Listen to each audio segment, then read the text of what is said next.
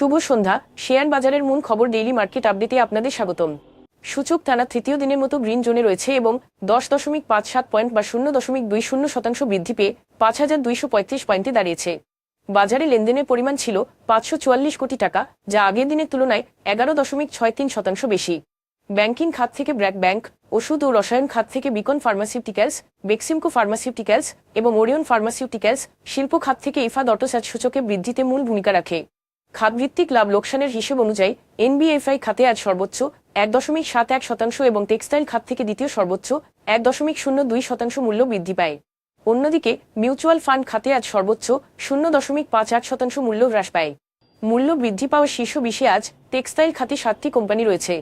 কার্টেলি textile, Bashundhara paper mills এবং দেশবন্ধু পরিবার আজ সর্বোচ্চ লাভ করেছে, যেখানে খুলনা প্রিন্টিং অ্যান্ড প্যাকেজিং, মেঘনা সিমেন্ট মিলস এবং সানলাইফ ইন্স্যুরেন্স আজ সর্বোচ্চ মূল্য হারায়।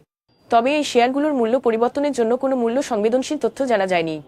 গত 3 মাসের গড় লেনদেনের তুলনায় আজ সন্ধানী লাইফ ইন্স্যুরেন্স, অ্যাটলাস বাংলাদেশ এবং মুজফ্ফর হোসেন স্পিনিং মিলসের লেনদেনের পরিমাণ উল্লেখযোগ্যভাবে বৃদ্ধি পেয়েছে। তবে উল্লেখিত শেয়ারগুলোর লেনদেন বৃদ্ধির স্বাভাবিক কোনো কারণ জানা যায়নি। আজকের শীর্ষ দুটি সংবাদ: পরিকল্পনা কমিশন প্রাথমিকভাবে চলতি অর্থবছরের সংশোধিত বার্ষিক উন্নয়ন কর্মসূচির জন্য 2,16,000 কোটি টাকা বরাদ্দ অনুমোদন করেছে, যা গত বছরের তুলনায় 11.83% কমে যাওয়ার ফলে হয়েছে। অংশীদাররা মনে করেন যে জুলাইয়ের আন্দোলন এবং তার পরবর্তী সময়ের কারণে বাস্তবায়নে ভাটা পড়েছে, যার ফলে এডিপি এর মাধ্যমে সরকারি বিনিয়োগ হ্রাস পেয়েছে, যা গ্রামীণ অর্থনীতি এবং কর্মসংস্থানের উপর প্রভাব ফেলতে যাচ্ছে। বরাদ্দ কম থাকা সত্ত্বেও 2 লক্ষ কোটি টাকা পুরোপুরি ব্যবহার করা যাবে কিনা তা নিয়ে উদ্বেগ রয়ে গেছে। বাংলাদেশ ব্যাংকের তথ্য অনুসারে ফেব্রুয়ারির প্রথম 22 দিনে বাংলাদেশি প্রবাসীরা 1.93 বিলিয়ন মার্কিন ডলার রেমিটেন্স পাঠিয়েছেন।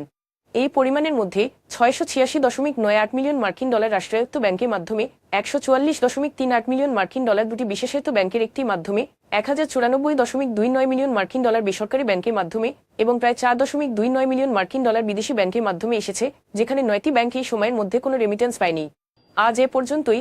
আগামীকাল আবার আসবো শেয়ার বাজারের নানা আপডেট নিয়ে। ধন্যবাদ।